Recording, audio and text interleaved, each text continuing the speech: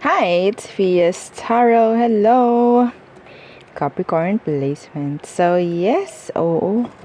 Okay. So, money and love reading. Okay. So, let's see for February. Okay. So, again, before tayo mag-start, kung hindi ka pa nakakapag-subscribe, please do subscribe and hit the notification bell para lagi po tayo maging updated sa mga mangyayari pa lang. And again, kung may tanong pagdating po sa private reading, just message me sa akin pong FB page for more info. And ganun din po pagdating sa ating mga charms and iba nating items. Okay, so yes, sa mga bago dyan, this is our cord cutting necklace. Okay, so ito po yung nagtatanggal ng barado, ng blockages, no, sa inyong energy. Kaya po nadidelay ang mga blessings, yan.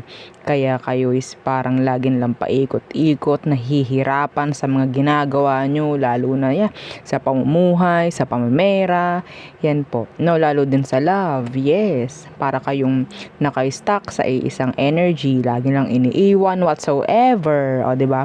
Ito po, panglahatan na. Okay? So, kung meron kayong blockages, tatanggalin yan para makadaloy ng maganda ang mga blessings. Okay? Para sa'yo. Pwede po yan sa business. Okay? Kung sa tingin ninyo, bakit ganito ang business ko? Medyo hindi tinatao or lagi na lang parang wala. Yan. Pwedeng may blockage doon or pwedeng may mga tao na nagsasabi ng hindi maganda sa iyong negosyo. So, ito yung kailangan mo. Lagay mo sa kaha. No? And, sa mga energy sa bahay na sobrang bigat.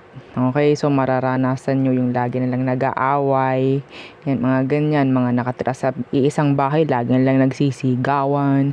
Mga ganun. Okay? So, or sabihin natin madalas nagkakasakit. Wala namang dapat ipagkasakit. Mga ganun. So, yeah. And, syempre, yung ating 2-in-1 Love and Money bracelet. So, ito siya. This is unisex. Yeah, unisex. Kasi charm siya. No, pero pwede mo siyang isuot. Oo. So, anyway. So, ito po ay maganda sa pamamera. Ganon rin po sa connections. Okay? Romantic, platonic, connection sa boss. Yan, mga ganyan. Okay? So, ano pa? And yes, meron po siyang citrine stone. Okay, citrine stone po is a money magnet. Kaya, maganda po talaga pagdating sa pamemera. No, effortan mo, siguro, mga times 5 ang balik. Mga ganyan. Okay, marami nang naka-XP, no, ng mga blessings na ibinigay ng ating love and money bracelet. Anyway, so there. Okay, so ito naman yung ating granter necklace. So, dito ka po pwede mag-wish. Okay, magkaiba to ha. Kasi ito, ipoprovide nito yung para sa'yo, yung dapat sa'yo, yung makakatulong sa'yo. Okay? Yes. So, dito, pwede kang mag-customize. So, diba? Yes, pwedeng dito ka mag-wish. So, mag-manifest, mag-wish, yan, siya mag-grant. Lalo na kung wala kang blockages, walang delays yun. Pero kung sa tingin mo, may blockages ka, hindi mo sure whatsoever, no? Mas maganda, samahan nyo po nito. Huwag na kayo manghinayang dito. Okay? So, yun po, no? Pareho to. Kasi may mga ibibigay sa'yo to. Ayaw natin na matengga lang yung mga ibibigay nila sa frequency natin, sa energy. Okay? Gusto natin nagmamanifest physically. Okay? Financially. 'Di ba? So, yeah. Ito po is made to order and unisex rin. And aside doon sa mga pwede niyang i-grant sa'yo, meron siyang surprises at least twice per week. Depende sa energy mo. And yung ating mga evil eye protection. So, ito sila. Ito yung ating necklace. Ito yung ating ring. Ring natin is adjustable po. Okay? So, yes, meron din tayong cleansing kit. Ang laman niya ay white sage and yung ating selenite crystal para sa recharging ng inyong mga ang tawag dyan, charms. Okay? And yes, yung ating Yan, yung ating charm spray. Ito yung maganda rin pagdating po sa pamimera, pagdating sa mga connection, sa love, yan. Okay, nabago lang po yung takip. Yung takip lang ang nabago. So sabi parang hanggang May. Sabi ng manufacturer. Hanggang May, kasi naubusan sila nung old, yung ganito. Okay, same lang naman. Yung takip lang ang nabago. So, ganyan siya. Hindi siya ganun madaling maalis. Okay, so, kailangan mo pang i-press ng matindi para maalis yung takip. So anyway, so, again, good for love, good for money. Unisex po, no? Unisex yung amoy niya. So, pwede sa babae, pwede sa lalaki. And kung may iba kayong tanong, mag-message na lang po, no? Ito yung best seller ngayon. Ito yung best seller ngayon sa mga items natin. And yeah, maganda naman yung feedback na nakukuha natin. Mabuti naman kasi gusto natin magaganda, syempre. And yung ating healing oil. So yung healing oil, so magaling to sa masasakit sa katawan. Mga hirap makatulog, yan, mga nahihilo. Yan po, no? And yes, pwede rin po ito panglangis sa inyong mga mutya. Okay? Kung meron kayong mga mutyang tinatago dyan. Yes, huwag nyo itago. Okay? Kawawa eh. Kailangan rin po nilang nilalangisan. Lalo ngayon, Friday. Okay? Friday or Thursday ata yun. Okay, basta sila'y nilalangisan. Okay, para hindi sila natutuyo. Okay, maganda dyan kasi yung makintab sila. Yan, okay, anyway. So, yun. Let's see what's for you. Unahin natin. Okay. Itong ating oracle. For you Capricorn placements. For Capricorn, this Feb, anong kailangan mong i-expect? Anong pwede mong i-expect this February? Excuse me. Capricorn placements, Sun, Moon, Rising, and Venus. Hindi ko siya ma-shuffle ng ganyan. I can't. Kasi naka-bend. Anyway. Vacation. Who likes this energy? Pwede po yan mangyari this Feb. Okay, pwede mag-manifest. Just share the video. Okay, share nyo yung video. Kailangan kasi natin marami ang makakita at makaalam na may ganyan sa inyong zodiac sign. Okay, so yes. Business. Uy, wow. Iba sa inyo, pwede magbabakasyon pero kasama sa trabaho, mga ganyan. Pero some of you, ikaw tong pwedeng magiging maganda yung business mo, no? Kasi may kakayanan ka na magbakasyon. Diba? Ayaw nyo. Kapag ayaw mo, wag mong i-manifest, wag mong i-share yung video. Okay? Pero kung gusto mo, napakadali lang na mag-manifest. Tulungan mo lang, no? Na ito ay mapalaganap by sharing. Okay? Pay bills. Okay. What else for Capricorn? Loan denied. Okay. What else?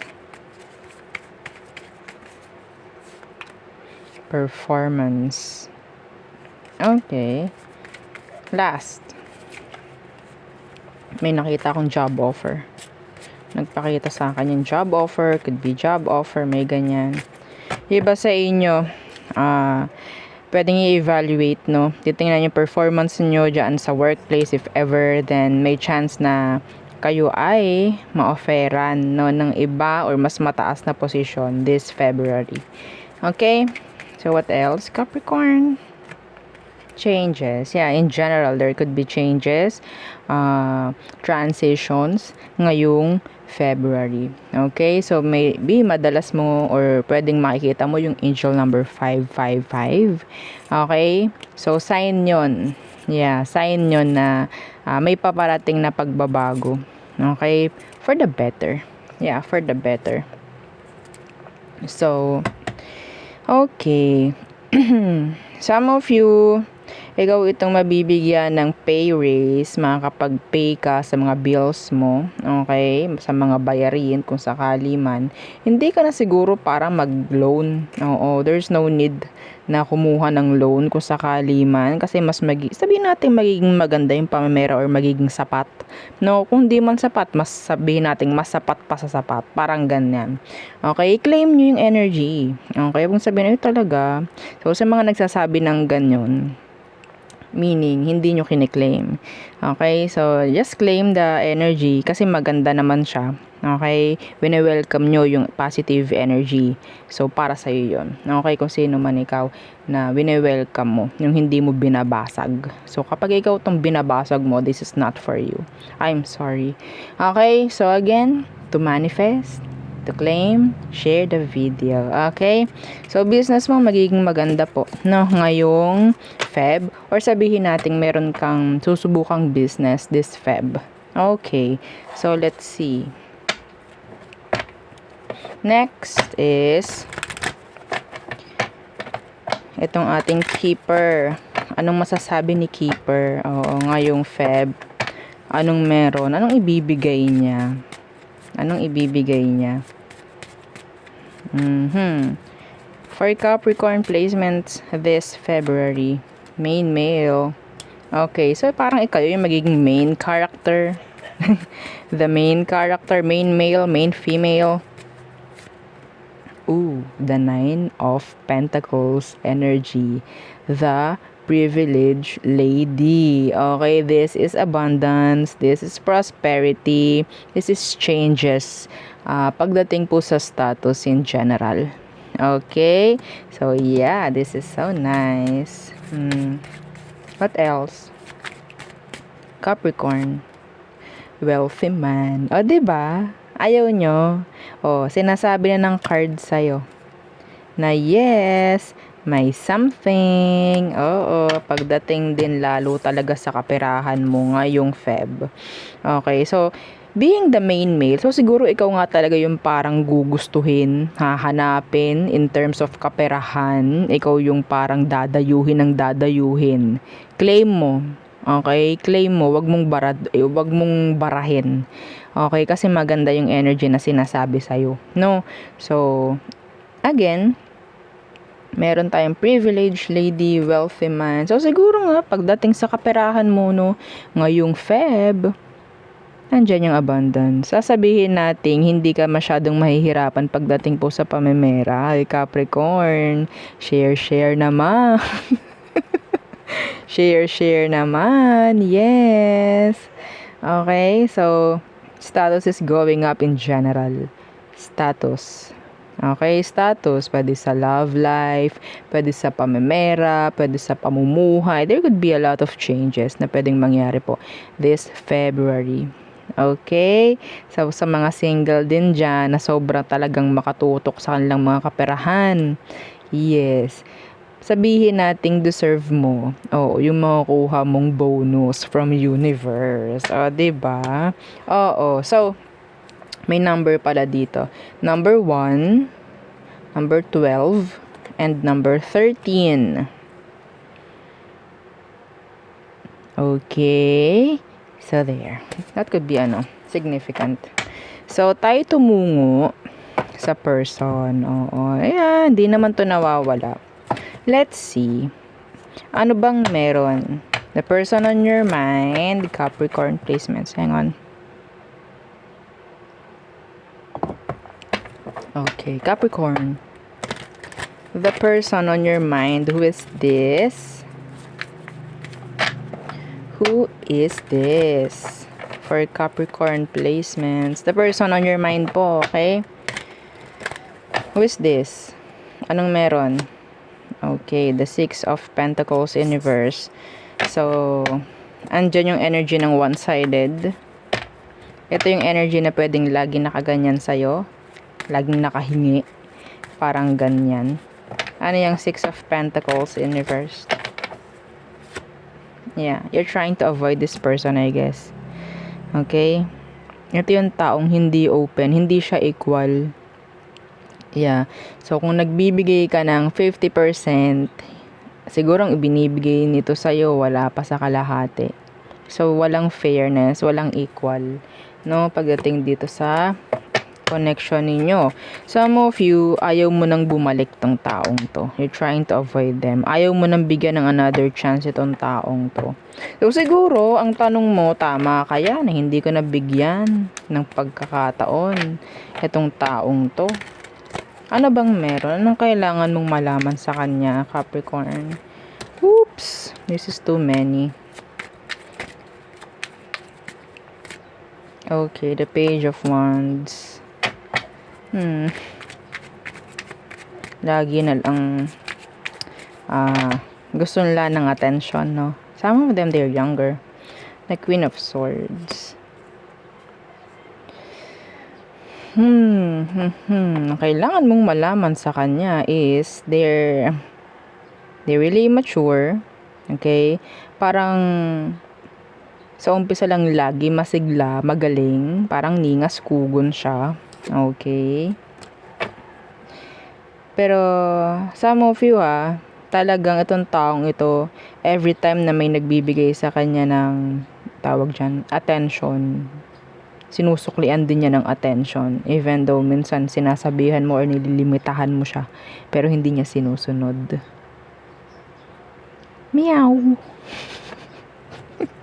Wala yung pusa namin dito. Oo, naggagala. Maulan ngayon actually. Tapos nasa labas yung aming cat. Oo, isa siyang lagalag. Paminsan-minsan. Okay. Oo, kasi kapag talagang nandito yan, magngingiyaw, nakaka-istorbo. Oo, maririnig nyo yung kanyang miyaw. Anyway, so what is their emotion? Emotion nila sa'yo, Capricorn. Anong emotion sa'yo nitong taong to? They're stalking you. Mas bata talaga sa'yo to. Or may age gap kayo. Hindi ito marunong hindi ito marunong makinig. May pagkamatigas ang ulo niyan. Ha? Lagi mong, kung kung sa bata, sinisermonan mo lagi, pinapangaralan mo lagi, pero hindi matuto no? So, emotion nila, they're looking for you. The Page of Swords. Yeah. Gusto nila ng communication with you. Lalo na nga kung ikaw itong ina-avoid mo siya. Okay? Iniiwasan mo yung messages, iniiwasan mong makipag-usap. They want communication. Yeah. So, kung gusto man niyang bumalik, hindi mo alam kung totoo ba yung intention or totoo ba siya, whatsoever. Gusto lang nitong makipag-usap ngayon. Bigyan mo ng oras. Pakinggan mo yung sasabihin niya. Pero hindi ko ina-advise na maging open ka or maging emotional whatsoever, no? Pagdating sa kanya. Pakinggan mo lang yung mga gusto niya sabihin. Yes. What is their next action? What is their next action? The Hanged Man in reversed. See, the Three of Cups. Ang matindi dito, sila pa yung may rule pagdating sa pakikipagbalikan. Okay? Ang matindi dyan. Oo, see? The Emperor. Siya yung nagro-rule. Wag na to. Wag na. Oo, wag na to. Mahirap to, Capricorn. Mahirap to. Ha? Mahirap. Yung parang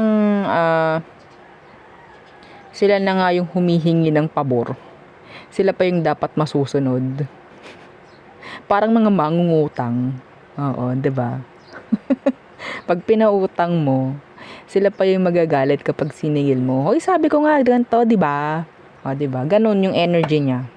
Siguro marami kayong pinautang. O siguro may chance na ito is pinautang mo rin. Oo. No? Hindi naman sa lahat, pero may ganong energy. Oo, anyway. So, siya yung masusunod dito. Pagdating sa pakikipag-connect or pakikipagbalikan, parang siya na naman yung mag-roll out, no? Ayoko nun. Oo, para sa inyo, ayoko nun. Siya yung masusunod. Ganyan. Hindi na daw siya maghihigpit or whatsoever. Makikinig na daw siya sa'yo. Yan, yung mga ganyan. Yung mga sabihin nating patwitams na kung ano man. Like, para ikaw is mapasunod. Okay, maniniwala. Okay? Manipulasyon ang nangyayari. Subukan nyo lang din. Subukan nyo lang. Kung gusto nyo sumubok muli, o, 'di ba? Para naman wala kayo masabi kung ano man after. Go. Tingnan natin ano bang meron. Pagdating naman sa advice. So, aside sa mga sinabi ko, ano pa ba ang kailangang advice na dapat marinig ng mga Capricorns? The Five of Pentacles. Let them, what? Chase you. Let them. Okay? Yeah. Chase this. The Ace of Wands in reverse. Hindi mo to dapat agad-agad ibibigay sa kanya itong gusto nilang pagkakataon. Hindi dapat. Dapat matuto sila. Dapat meron silang ipakitang pagbabago. Kung sakali man, yes. The King of Cups in reverse, ito is pagiging guarded rin emotionally. Hindi pagiging open or invested or kung anumang softness yan. Hindi po muna dapat. Okay? Dapat utak ang pinapagana muna dito. Yeah. Huwag kayo muna masyadong madadala sa sasabihin itong mga to. Yes. Lalo na kung maraming beses naman ang nangyari, di po ba? Pero kung ngayon pa lang. So yeah, advice ko sa'yo is tingnan mo kung may mga magbabago. Okay? Yeah, bigyan mo ng another chance pero hindi ko in-advise na bumalik ka talaga sa dating kayo. Okay? So there. Mahirap na eh. Para makita mo lang din, maaral mo kung totoo ba or what. Ayoko nung sasabihin ko, nagbago na to. Ayoko nang ganun. Yes. So, tingnan natin. Minsan kasi nagsasabi ako ng ganun kung 100% tingin ko na nagbago talaga. Pero hindi ko nakikita yung person mo na nagbago. Tapos sila pa yung masusunod. Yeah. Sa pamamagitan ng manipulation. Aries through Pisces. Okay, Aries, they're going back. Returning. Oo. So, Taurus, they love you. Gemini, they want to talk. Cancer, pwedeng may mag-unblock na Cancer yan. Some of you, pwedeng may mag-reach out na Cancer yan. Pwedeng may makikipag-usap. They're lowering their guard down. Yeah. So, okay. Leo, tama ba? Leo, feeling hopeless pagdating po sa pakikipagbalikan. So, Virgo, still nandun ka pa rin. Okay? Hindi pa rin ito nawawalan ng emosyon para sa'yo, I think. Okay? And yeah, they're stuck. Yeah. Libra, they need you. Scorpio, so, walang control kay Scorpio. Gusto nito lagi kang happy, o, diba? So, Sagittarius, excuse me, Sagittarius, unfinished, I don't know. It's like a missed opportunity, feeling a missed opportunity. Okay, so Capricorn, energy of unfinished business. Aquarius, they're stalking you. Pisces, they're obsessed. Lalo na po pagdating sa pakikipag-ayos, sa pakikipagbalikan, sa kung ano man. Okay, so there. Yun ang aking reading for you, Capricorn placements. Again, please don't forget to like, share, and subscribe, and follow our FB page. And yung isa po nating YouTube channel na nasa description box below. Again, thank you. Goodbye.